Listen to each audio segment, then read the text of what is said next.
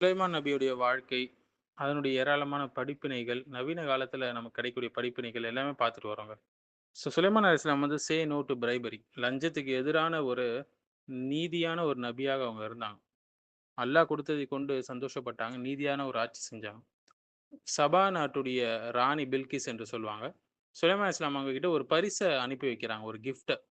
இது சாதாரண பரிசு இல்ல. அது ஒரு அரசியல் லஞ்ச முயற்சி என்று கூட சொல்லலாம் இன்டைரக்ட்டா. அவங்க என்ன நினைத்தாங்கன்னா, பரிசு கொடுத்து அவரை சமாதானப்படுத்திடலாம்.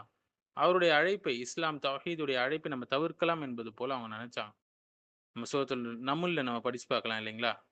"அதுமித்தூனனி பிமாலின் ஃபமா ஆதானி அல்லாஹு கைருன் மிம்மா ஆதாக்கும்" என்று சொன்னாங்க.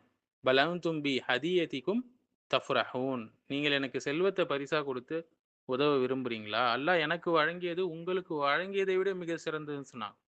ஆனா நீங்கள் தான் உங்கள் பரிசை வைத்து மகிழக்கூடியவர்கள் அப்படின்னு சொன்னாங்க. மேலும் சூரத்து நம்ல்ல பார்க்கலாம். "இர்ஜி இலைஹிம் ஃபலநாத்தியன்னஹும் பிஜுனூதின் லா கிப்ல லஹும் பிஹா வலனுக்ரிஜன்னஹும் மின்ஹா அதில்லத்தன் வஹும் சாகிரூன்" என்று சொன்னாங்க. அவங்களிடம் திரும்பி செல்லுங்கள். நிச்சயமாக நாம் அவங்களிடம் அவர்கள் எதிர்கொள்ள முடியாத ஒரு பெரிய படையோடு வருவோம். அவங்களை அவமானப்படுத்தப்பட்டவர்களாக வெளியேற்றுவோம் என்று எச்சரித்தாங்க. இங்க நடக்கக்கூடிய விஷயம் என்னன்னு பார்த்தீங்கன்னா, இது ஒரு சாதாரண கிஃப்ட்டோடைய ரிஜெக்ஷன் இல்லங்க. மறுப்பு கிடையாது. இது ஒரு அரசியல் நிலைப்பாடு. சுலைமான் நபி என்ன சொன்னாங்க? "என்னை பணத்தால் வாங்க முடியாது. என் ஆட்சி வந்து அல்லாஹ் எனக்கு குடுத்த அருள். நான் உலகத்துடைய அரசன் மட்டுமல்ல. நான் ஒரு நபியாக இருக்கிறேன்."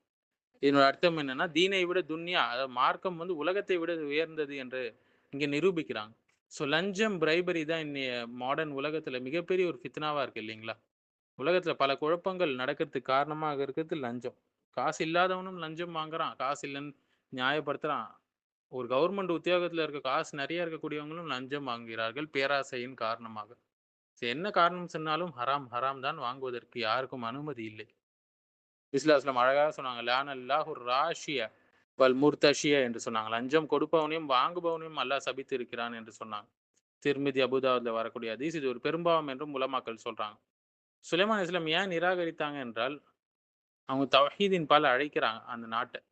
லஞ்சம் ஏன் கொடுக்கப்பட்டது? உண்மைய காம்ப்ரமைஸ் பண்றது. தௌஹீத காம்ப்ரமைஸ் பண்ணிக்கிறது. அவங்களுடைய மார்க்கத்திலே அவங்க நீடிக்கிறதுக்காக இப்படி அவங்க செஞ்சாங்க. ஆனா யார்கிட்ட இந்த விளையாட்ட ஆடணும்னு நெனச்சாங்க? அல்லாஹ்வின் நெருக்கமான அடியாராகிய சுலைமான் நபியிடம். ஆட்சியில கரப்ஷன் வந்தால், அந்த ஆட்சி நீண்ட நாள் நிலைக்காதுங்க. இன்னைக்கு நம்ம பார்க்கலாம் இல்லைங்களா? உலக நடப்புல அரசியல், லஞ்சம், பெரிய பெரிய நாடுகள், சிறிய நாடுகளுக்கு நாங்க எய்ட்ஸ் தரோம், லோன்ஸ் தரோன்றது பின்னால, எங்களுடைய பாலிசிய நீங்க ஃபாலோ பண்ணுன்றவுடைய மறைமுகமான டீலிங்கோட இந்த லோன்ஸ்லாம் தராங்க. இதுதான் இன்னைக்கு இருக்கக்கூடிய மாடர்ன் கிஃப்ட் டிப்ளோமசி. அடுத்தது வந்து கார்ப்பரேட் பிரைபரி இல்லைங்களா? கம்பெனிகள், கார்ப்பரேட் கம்பெனிகள்லாம் லஞ்சத்தில் உழலுகிறது.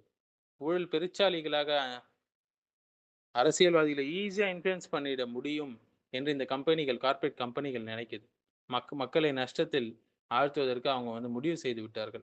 மட்டமான பொருள்களை கொடுத்துவிட்டு, அரசியல்வாதிகளை கைக்குள்ள போட்டுக்கிட்டு, லஞ்சத்தை குடுத்துட்டு, மக்களை நோயாளிகளாக்கக்கூடியவர்களாக இங்க இருக்கக்கூடிய கார்ப்பரேட் மாறிவிட்டதை பார்க்கலாம். அது எந்த இண்டஸ்ட்ரியா இருந்தாலும் சரி.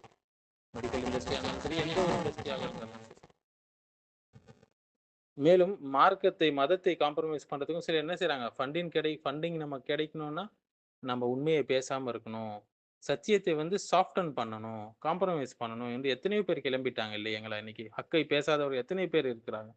லஞ்சத்தின் காரணமாக. ஏன் சில மார்க்க அறிஞர்கள் கூட இதனால் பாதிக்கப்பட்டிருக்கிறார்கள். அதனால்தான் உமர் ரலியல்லாஹு அவங்களுடைய ஆட்சியில நிறைவான சம்பளத்தை கொடுத்து வந்தார்கள். அவர்களுடைய கவர்னர்களுக்கு, மேலும் அரசு உத்தியோகத்தில் இருப்பவர்களுக்கு. இது வந்து சபா நாட்டு ராணியுடைய ஸ்ட்ராட்டஜியாக இருந்தது இல்லைங்களா?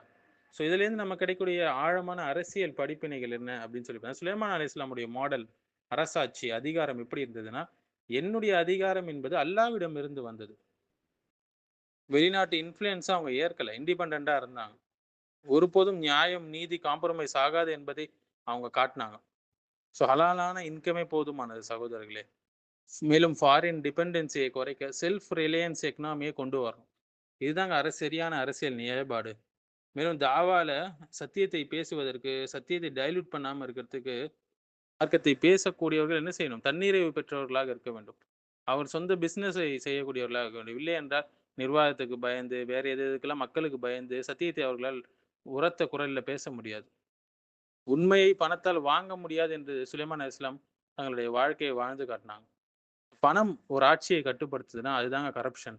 அல்லாஹ்வின் பயம் வந்து ஆட்சியை கட்டுப்படுத்தும்போது, அதுதான் நீதம்.